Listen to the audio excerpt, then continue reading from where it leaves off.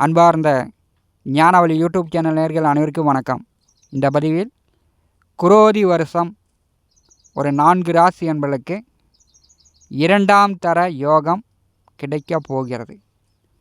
அந்த ராசி என்பர்கள் இந்த வருடம் விபரீத ராஜ யோகங்களை அனுபவிக்கப் போகிறார்கள். மேசம், கடகம், துலாம், தனுசு இந்த 4 ராசி என்பதற்கு குரோதி வருட பலன்கள் காண்போம். நம்முடைய ஞானவழி யூடியூப் சேனலை பார்த்து கொண்டிருக்கக்கூடிய அன்பர்கள், இதுவரை சப்ஸ்கிரைப் செய்த அன்பர்கள் மறக்காமல் நம்முடைய சேனலை சப்ஸ்கிரைப் செய்து கூட இருக்கின்ற ஆல் பட்டனை அழுத்திங்க. நன்றி. விபரீத ராஜயோகம் நம்ம ராசிக்கு எந்த கிரகம் மறைவு கிரகம் நமக்கு யோகம் தருகிறதோ அப்போது நமக்கு விபரீத ராஜயோகம் ஏற்படும். சனி, ராகு, கேது, குரு 4 வருடகிரகங்களை வைத்து தமிழ் வருடத்தின் 38வது வருடம் குரோதி வருடம் 2024ஆம் வருடம் ஏப்ரல் மாதம் 14ஆம் தேதி முதல் 2025ஆம் வருடம் ஏப்ரல் மாதம் 14ஆம் தேதி வரை ஓர் ஆண்டு 12 மாத காலம் மேசம், கடகம், துலாம், தனுசு இந்த 4 ராசிக்காரர்களுக்கு விபரீத ராஜயோகம் ஏற்படுகிறது. மேச ராசிக்கு சனி பகவான் 11வது வீட்டிலே உபஜயஸ்தானத்திலே ஆட்சி பலம் பெற்று மிக சிறப்பாக சஞ்சாரம் செய்கிறார். மேச ராசிக்கு விரையாதிபதி குரு ஜென்ம ராசிக்கு 2வது வீட்டிலே தன பன குருவாக வருகிறார். 12வது வீட்டில் ராகு, 6வது வீட்டில் கேது. கடக ராசிக்கு 6ஆம் வீட்டின் அதிபதி குரு உபஜயஸ்தானமான 11வது வீட்டில் அமர்ந்து இந்த ஓராண்டு காலம் பலன் வழங்கப் போகிறார். அஷ்டமத்திலே சனி, பாக்கியத்தில் ராகு, 3ஆம் வீட்டில் கேது. துலாம் ராசிக்கு 3க்கும் 6க்கும் உடையவர் குரு. அவர் அஷ்டமத்திலே 2 மறைவுஸ்தான அதிபதி 8ஆம் வீட்டில் மறைந்து அடுத்த ஓராண்டு காலம் உங்களுக்கு விபரீத ராஜயோகங்களை கொடுக்கப் போகிறார். தனுசு ராசிக்கும் 4ஆம் வீட்டிற்கும் அதிபதியானவர் குரு 6ஆம் வீட்டிலே அடுத்த ஓராண்டு காலம் அமர்ந்து உங்களுக்கு பலன்கள் வழங்கப் போகிறார். மேசம், கடகம், துலாம், தனுசு இந்த 4 ராசிக்காரர்களுக்கு விபரீத ராஜயோகம். விபரீத ராஜயோகம் என்றால் நாம் எதிர்பார்த்தது ஒன்று, அங்கே நடப்பது ஒன்று. நாம் பெரும்பணம் சம்பாதித்து அடுத்த வருஷம் இந்த அளவுக்கு நம்முடைய உயர்வு இருக்கணும் அப்படின்னு நாம் ஒரு கோட்டை கட்டி வைத்திருப்போம். மனசில் எவ்வளவோ ஆசைகள் அடுத்த வருடம் நிறைவேறும் அப்படின்னு நினைத்து கொண்டிருப்போம். அந்த ஆசைகள் நாம் எதிர்பார்க்காத அளவிற்கு உடனுக்குடன் வெற்றி வாய்ப்புகளை கொடுத்தால் அது உங்களுக்கு விபரீத ராஜயோகம். நீங்கள் நினைக்காத அளவிற்கு கையிலேருந்து பணம் செலவாகுதுன்னா அதுவும் உங்களுக்கு விபரீத ராஜயோகம் தான். மேச ராசிக்கு 2வது வீட்டிலே விரையாதிபதி குருபகான் சஞ்சாரம் செய்யும்போது சுபகாரிய செலவுகள், வீடு கட்டுவது, வண்டி வாகனங்கள் வாங்குவது, திருமணம் செய்வது இந்த மாதிரி மேச ராசிக்காரர்களுக்கு குருபகான் மூலம் சுப விரய செலவுகள் அதிகரிக்கும். தடைபட்டு கொண்டிருந்த சுப காரியங்கள் தங்கு தடையின்றி நடக்கும். மேச ராசிக்காரர்களுக்கு குருபலன் உண்டு. வேலை தேடி கொண்டிருப்பவர்களுக்கு வேலை கிடைக்கும். தொழில் செய்து கொண்டிருப்பவர்களுக்கு நல்ல வருமானம், பொருளாதார நிலை உயரும். பெரும்பணம் சம்பாதித்தாலும் இந்த ஆண்டு முழுவதும் உங்களுக்கு சேமிப்புகள் இருக்காது. உடனே அந்த பணம் செலவுகள் ஆகும். 12வது வீட்டின் அதிபதி 2வது வீட்டில் அமர்ந்து சஞ்சாரம் செய்வார். உபஜயஸ்தானமான 11வது வீட்டிலே சனி பகவான் ஆட்சி பலம் பெற்றிருக்கும் போது சகல நன்மைகள் உண்டு. உங்களுடைய மனம், எண்ணம், ஆசை நிறைவேறும். 12வது வீட்டில் அமர்ந்திருக்கக்கூடிய ராகு மேச ராசி என்பதற்கு எதிர்பார்ப்புகளை, உங்கள் கனவுகளை நிறைவேற்றி கொடுப்பார். 6ஆம் வீட்டில் அமரக்கூடிய கேது சத்ரு ஜெயம், பகை, நோய், கடன் வழக்குகளை முறியடித்து உங்களை தொழில் வேலையில் ஜெயிக்க வைக்கப் போகிறார். கடகராசிக்கு 6ஆம் வீட்டின் அதிபதி 11வது வீட்டில் அமர்ந்து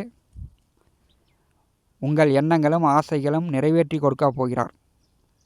தந்தை வழியில் நடக்காத காரியங்கள், தந்தையால் உங்களுக்கு நற்பலன்கள் ஏற்படவில்லை என்றால் அடுத்து வரக்கூடிய ஓராண்டு காலம் தந்தையை மீறி உங்களுடைய செல்வாக்கு உயரும், பெரும்பணம் சம்பாதிக்கலாம்.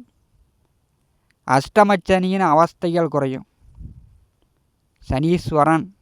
சனீஸ்வரனுடைய பார்வை, சனீஸ்வரனுடைய பாதகம், சனீஸ்வரனுடைய கெடுபலன்கள் கடக ராசி என்பதற்கு குறையும். உபஜெயஸ்தானமான 11வது வீட்டிலே குருபகன் அமர்ந்து சுப காரியங்களை செய்து வைப்பார். பெரும்பணம் சம்பாதிக்கலாம். அது உங்கள் சுப காரியங்களுக்காக, எதிர்கால முன்னேற்றத்திற்காக கடக ராசி என்பவர்களுக்கு செலவுகள் ஆகும். துலாம் ராசி என்பவர்களுக்கு 5ஆம் வீட்டிலே பூர்வ புண்ணியஸ்தானத்திலே சனிபகவான் ஆட்சி பலம் பெற்று மிக சிறப்பாக சஞ்சாரம் செய்கிறார். உங்களுடைய எண்ணங்களும் ஆசைகளும் கற்பனை திறனும் கண்டிப்பாக உலக அறியும். பொதுமக்களிடம் நல்ல பெயர், மதிப்பு மரியாதை உண்டு. 3க்கும் 6க்கும் உடையவர் 8ஆம் வீட்டிலே சஞ்சாரம் செய்யும்போது விபரீத ராஜயோகம் பெற வேண்டுமென்றால் அரசுக்கு புறம்பான காரியங்களில் ஈடுபடாதீர்கள். கள்ளச்சாராயம் காசுறது, கஞ்சா கடத்துவது, அரசுக்கு புறம்பான செயல்களில் ஈடுபட்டால் அசிங்கம், அகுமானம், கெட்ட பெயர், கடன், உங்கள் தேவைக்கு மீறி இருப்பதையெல்லாம் நகையோ நிலபல சொத்துக்கள் பத்திரங்களையோ பேங்கில் அடமானம் வைத்து கடன் வாங்கக்கூடிய சூழ்நிலை ஏற்பட்டுவிடும். அரசுக்கு புறம்பான காரியங்களில் இருந்து அடுத்த ஓராண்டு காலம் துலாம் ராசி அன்பர்கள் தள்ளி இருப்பது நல்லது. 6க்குடையவர் 8ஆம் வீட்டிலே சஞ்சாரம் செய்யும்போது இன்சூரன்ஸ் பணம், விபத்துகளால் வர வேண்டிய பணம், கொடுத்த இடத்தில் வரக்கூடிய பணம் துலாம் ராசி அன்பர்களுக்கு வரும். 8ஆம் வீட்டிலே குருபகவான் சஞ்சாரம் செய்யும்போது எதிர்பார்த்த மாதிரி இருக்காது. திருமணம் போன்ற சுபகாரியங்கள் தாமதப்படும், கொஞ்சம் கூடுதல் அலைச்சலையும் கொடுக்கும். 12வது வீட்டிலே கேது, நீண்ட தூர யாத்திரை சென்று வரக்கூடிய வாய்ப்புகள் உண்டு. சனி திசை நடக்கக்கூடியவர்கள் பெற்றோரிடம் கோச்சிக்கிட்டு வீட்டை விட்டு வெளியிடம் செல்லாமல் இருப்பது நல்லது. தனுசு ராசிக்கு 3ஆம் வீட்டிலே முயற்சி ஸ்தானத்திலே சனிபகவான் ஆட்சி பலம் பெற்று மிக சிறப்பாக இருக்கிறார். எடுக்கின்ற முயற்சிகள் ஒரு தடவைக்கு பல தடவை யோசித்து குடும்ப நபர்களுடைய ஆலோசனை பெற்று எடுக்க வேண்டும். ராசிக்கும் 4ஆம் வீட்டிற்கும் அதிபதியானவர் 6ஆம் வீட்டிலே சஞ்சாரம் செய்கிறார். வெளிநாடு வேலைக்கு முயற்சி செய்து கொண்டிருப்பவர்கள் வெளிநாடு வேலை கிடைக்கும். சுக வேதனை கொடுக்கும். ஒரு கம்பெனியில் வேலையில் இருக்கக்கூடியவர்களுக்கு உயர் பதவி, கூடுதல் சம்பளம், பிரமோஷன் உண்டு. உடல் அலைச்சல், உடல் அசதியை ஏற்படுத்தும். வயிறு சார்ந்த தொந்தரவுகள், அஜீரண கோளாறு, குடல் பிரச்சனை, இப்படி வயிறு சார்ந்த பிரச்சனைகளை கோச்சாரத்தில் 6ஆம் வீட்டில் குருபகவான் சஞ்சாரம் செய்யும்போது ஏற்படுத்துவார். உங்கள் தேவைக்கு மீறி, உங்கள் சக்திக்கு மீறி கடன் வாங்காமல் இருப்பது நல்லது. சொந்த பந்த உறவுகள், சுற்று வட்டார பகுதியில் இருக்கக்கூடியவரிடம் நீங்கள் பகைத்து கொள்ளாமல், எதிர்க்காமல், விரோதங்களை உண்டு பண்ணாமல் அடுத்த ஓராண்டு காலம் தனுசு ராசி அன்பர்கள் இருப்பது நல்லது. நீங்கள் மற்றவர்களிடம் போட்டி போடுவீங்க, நீங்கள் மற்றவர்களிடம் விரோதங்களை ஏற்படுத்துவீங்க. 6ஆம் வீட்டின் குரு பகை, நோய், கடன் இந்த மாதிரியான சிக்கல்களையும் தனுசு ராசி அன்பர்களுக்கு கொடுப்பார்.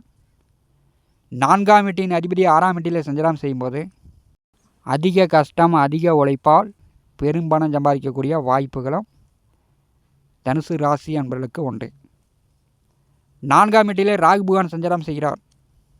கணவன் மனைவிக்குள் கருத்து வேறுபாடு இல்லாமல் பார்த்திங்கன்னா சில பேர் தன்னுடைய தகுதிக்கு மீறி 2 அடுக்கு 3 அடுக்கு பல கோடி கடன் வாங்கி பெரிய மெத்தையாக கட்டணும் அப்படின்னு தகுதிக்கு மீறி ஆசைப்பட்டீங்கன்னா கடனும் கட்ட முடியாது, வீட்டையும் மீட்க முடியாத சூழ்நிலை ஏற்பட்டுவிடும். 10ஆம் வீட்டிலே கேது பகவான் சஞ்சாரம் செய்கிறார். உங்கள் வேலை, உங்கள் தொழில், அன்றாட பணிகளை அன்றாடம் கவனித்து விபரீத ராஜயோகங்களை பெற்று தனுசு ராசி என்பர்கள் குரோதி ஆண்டு எதிர்ப்பு பகை இல்லாமல் நீங்கள் பார்த்து கொள்வது தனுசு ராசி என்பதற்கு நல்லது.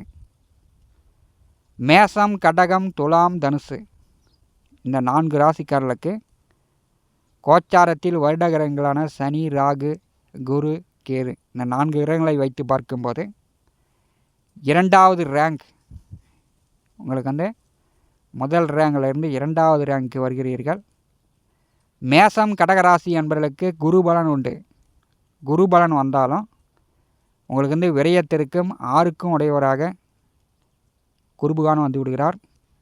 வரவும் உண்டு, அதற்கு தகுந்தாற்போல் செலவுகளும் உண்டு. மேசம், கடகராசி என்பர்கள்